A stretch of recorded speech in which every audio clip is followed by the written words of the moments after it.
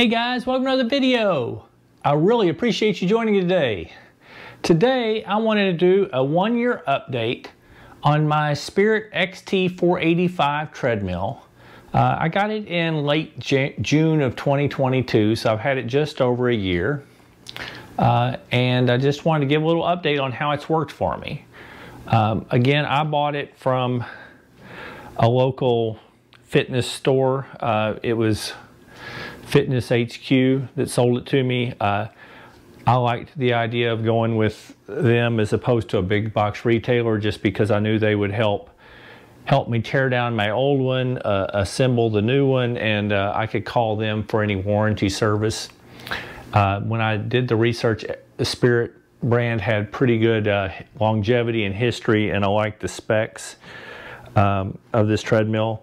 And I have found it has been very powerful and so far very durable.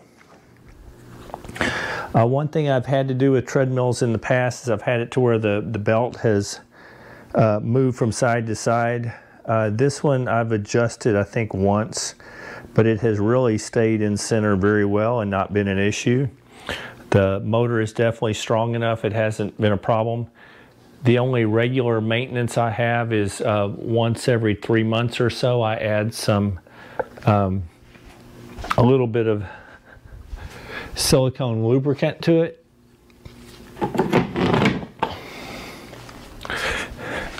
I just put it on the lowest setting. I use this little wand I've had for a while. I put a little bit of silicone lubricant on it. I run the treadmill at its lowest speed, and then I go under the belt and lube the treadmill. Now, a feature that I didn't know this treadmill had that I found is very cool. I've been trying to keep on schedule of doing it about every 3 months, but there was one time that I kind of forgot, and I think I went about 4 months. I turned on the treadmill. It came up with a message saying it is time to lube your treadmill. Please put lubricant, which I thought was extremely useful and kind of cool.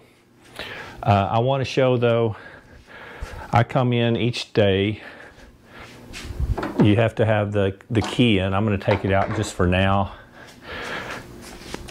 I turn on the treadmill. I like keeping it unplugged because if we have a power surge or anything, I don't want to fry my treadmill. I also plug it into a surge protected thing. Each time it starts up, let me do it again. Every time it starts, it shows me up here it's going to show the 156 hours of use and 674 miles is what I've used it so far since the beginning of time. So some people, that's not a lot of mileage. For me, that's quite a bit of mileage on a treadmill, because I really don't run on it much unless the weather's bad, or I'm actually running in it a fair bit now because we just have 100+ degree days quite often here in July in Texas. So, but so that's the mileage, and I'll come in here and I'll do quite a bit of treadmill walks where I'll put it on incline and just hike along. So 170, what did I say, 170 something hours and 670 miles. So that's what I put on it in just over a year. But it has been very rock steady. I'm able to go up to, I think it'll go up to, I'm not even remembering now. Faster than I can go, I think it'll go like 12 miles an hour, so down to 5-minute miles. I don't ever run near that fast on it. It inclines up to 12% incline. This one does not have a decline, which my previous treadmill had, but I'm not finding that a real issue. If I ever really wanted to do a decline in here, I think I could build a wood block platform that I'd put on the back and make my treadmill decline a little bit. I'm sure that's not within the warranty specifications. I'm kind of also enjoying it has the little buttons on the side that lets you increase or slow down the speed. Same thing with the elevation. I normally just really do it on the control panel. I also, another thing I've liked about this treadmill is it will tell me my elevation gained over the period of the run, which is, I find, nice. One thing I'm not real happy about is it really only has a 99-minute and 59-second timer. So if I go beyond that, the treadmill will keep going. It doesn't stop, but it kind of starts over again. So if I'm going to do a 3-hour run, I'm going to see it's going to roll over after an hour and 40 minutes, and then I would see an hour 20 for the second time, and I would just have to know to add them together.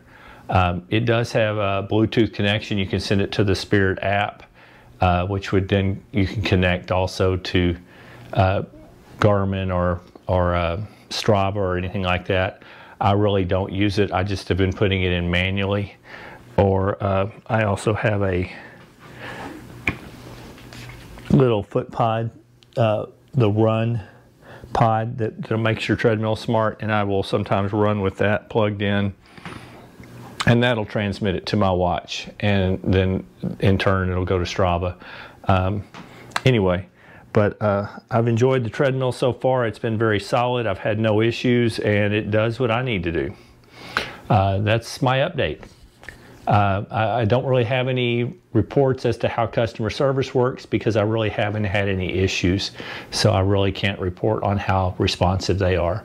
But that's it for me today. I hope you found the review interesting, the update.